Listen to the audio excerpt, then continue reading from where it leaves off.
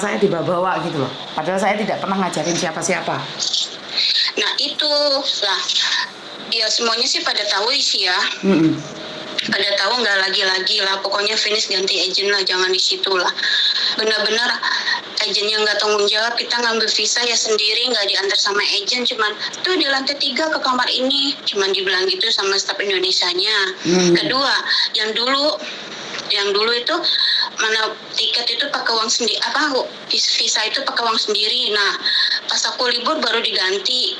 Enggak, maksudnya ya itu namanya agent beda-beda sih ya. Itu nggak apa-apa kalau yang penting diganti kan. Nah, diganti kan ya, udah gitu diganti. Nah terus? pas aku berangkatnya sih lancar ya, cuman dari sini ke Makaunya tuh lancar ya, ongkos sendiri, beli tiket sendiri. Pas sampai imigrasi Makau itu cuman kita kasih paspor, KTP, buka masker, udah nggak ditanya-tanya.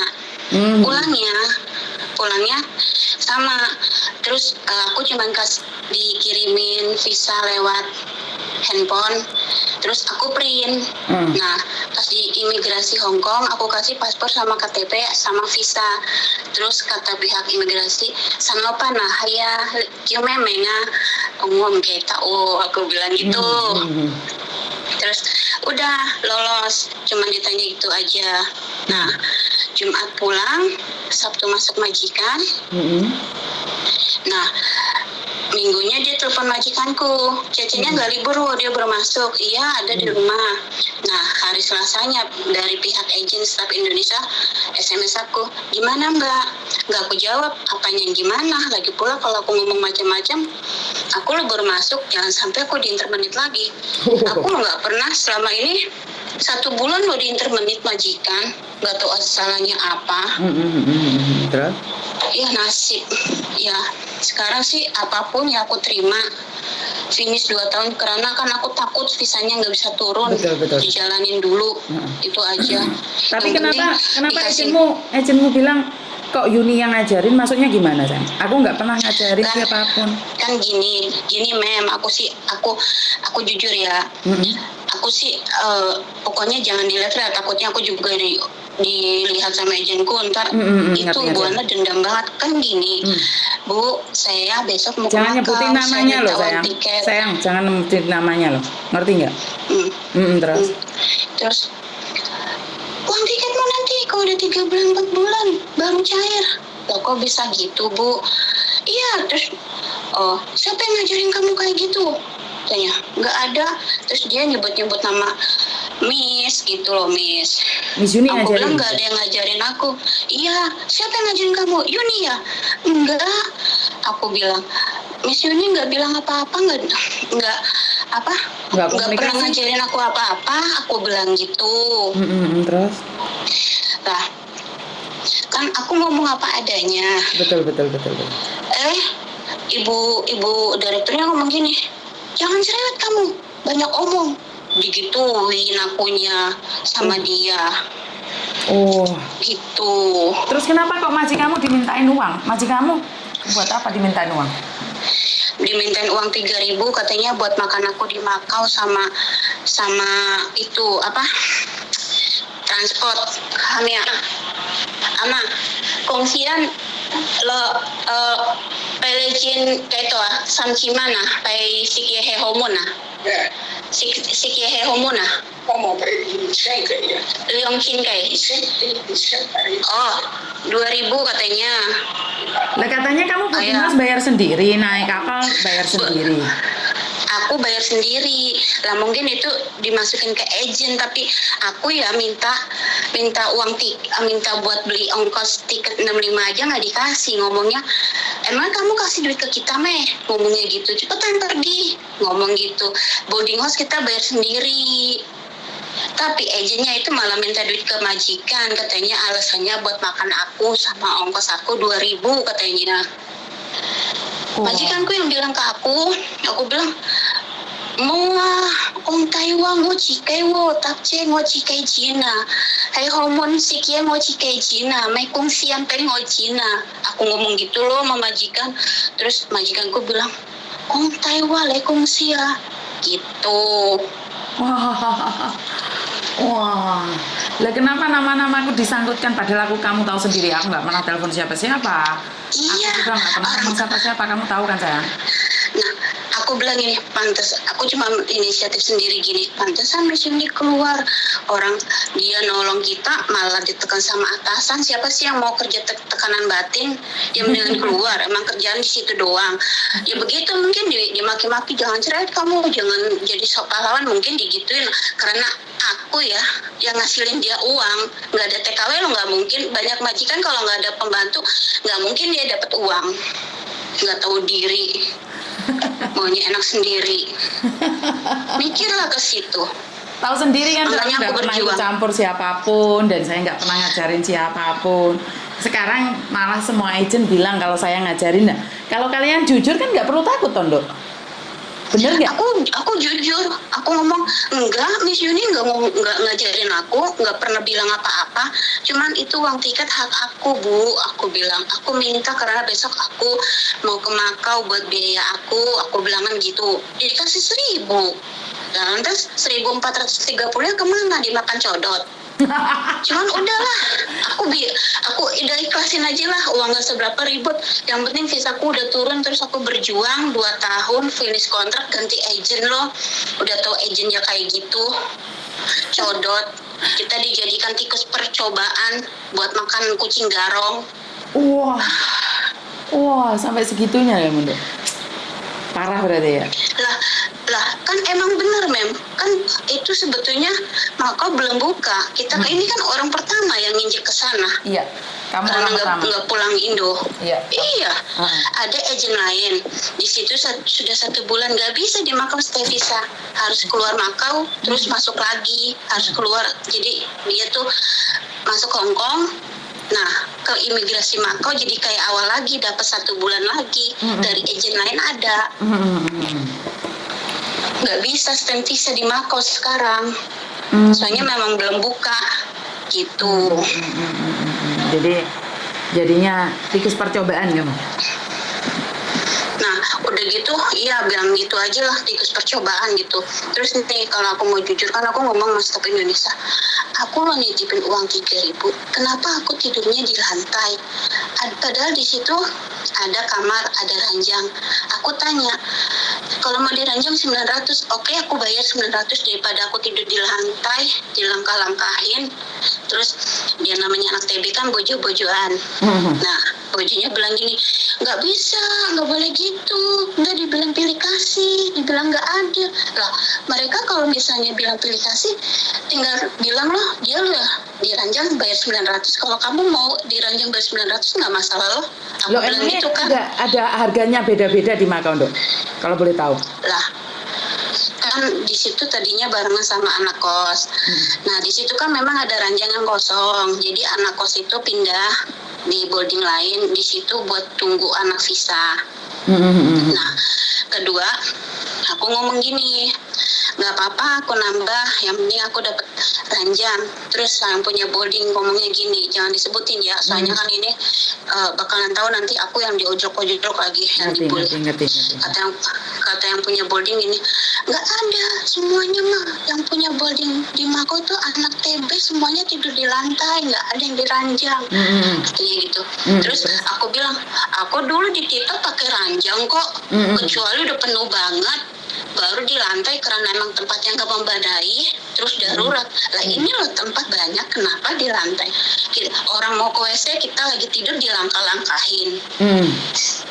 Gitu. Cuman udahlah, kalau yang tidur di lantai bayarnya berapa, Dok? sama Mem, cuman itu cuman omong kosong doang. Hitungannya dari boarding house Makau itu sehari 40, itu pun dapat makan 2 kali, tapi hitungannya ibu direktur agent kita sehari 65 dikali 3 minggu apa berapa hari kita di Makau gitu, uangnya tetap dikembaliin sih Mem. Seperti itu. Ya aku ngomong loh, minta penjelasannya gimana, datang ibu direkturnya mau ngomong kayak gitu. Terus kalau ada apa-apa juga aku nggak mau ngomong sama agentku, malah nanti ujung-ujungnya di intermenit. Wah, jadi diintimidasi ya? Iya. Diintimidasi. Iya, kalau agent nggak bisa bantu Mem, malah yang bisa bantu Miss Yuni malah disingkirin. Jadi kita TKW mau curhat sama siapa, mau minta bantuan sama siapa, nggak ada yang bisa bantu. Oke. Miss Yuni tidak ada yang menyingkirkan. Miss Yuni menyingkir sendiri. Kalau kamu butuh bantuan, nggak apa-apa. Kamu tetap bisa nyari saya. Nggak ada yang nyingkirin saya, sayang. Kalaupun ada orang yang cerita betapa jeleknya saya, betapa jahatnya saya, ya dengarkan saja. Mungkin itu benar. Kan mungkin aku dek kamu bela, mungkin dek orang lain nggak bela, kan ya nggak tahu toh. Kan ya kita nggak boleh prasangka jelek sama mereka. Kan mereka nyatanya mereka bisa hidup sampai begitu lama. Kalau saya kan nggak bisa hidup lama gitu loh. Bener nggak? Berarti kan hebatan mereka semua yang menghina saya toh, sayang. Jangan emosi. Kalau kataku udahlah, Tuhan Maha Adil, orang baik suatu saat juga menerima kebaikan. Dia nanam, dia metik, itu aja lah. Ya, yang penting sekarang visaku udah turun, aku udah di tempat majikan baru, udah. Sepenting kamu baik-baik saja sama majikan, maka nggak akan ada agent yang bisa membunuhmu, sayang. Kalau kamu baik-baik aja sama majikan, nggak ada. Agent itu cuma perantara ngurus surat-surat saja.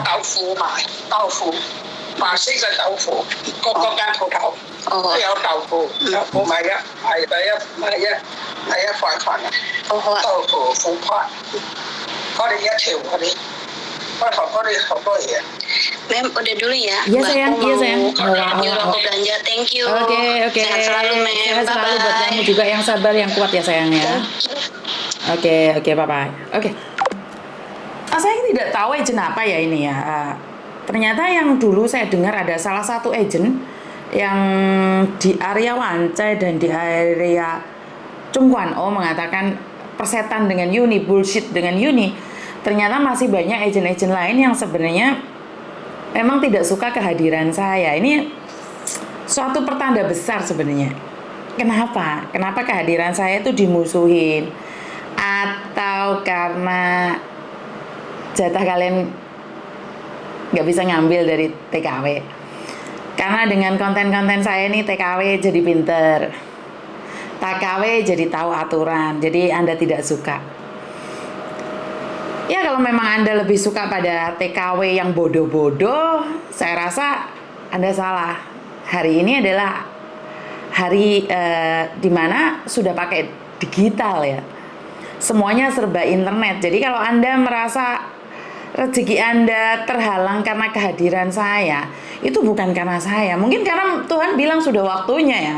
Sudah waktunya si Yuni ini muncul di dunia persilatan. Jadi padahal si Mas Andro itu dari dulu udah selalu bilang ngocok-ngocok saya untuk keluar dari dunia persilatan, untuk mencoba di dunia media sosial. Tapi saya selalu bilang, enggak lah. Saya masih nyaman dengan kerja saya di restoran, saya masih nyaman dengan keadaan saya. Ternyata apa yang saya rasakan nyaman berubah, dan saya sekarang aktif di media sosial. Jadi kayaknya pertempuran dan pertarungan di media sosial ini memang sangat ganas sekali. Jadi saya ucapkan terima kasih buat Anda yang saat ini merasa posisinya terpojokkan, merasa posisinya tidak terenakan. Itu semua masalah ada pada Anda. Jadi tepuk dada, tanya selera.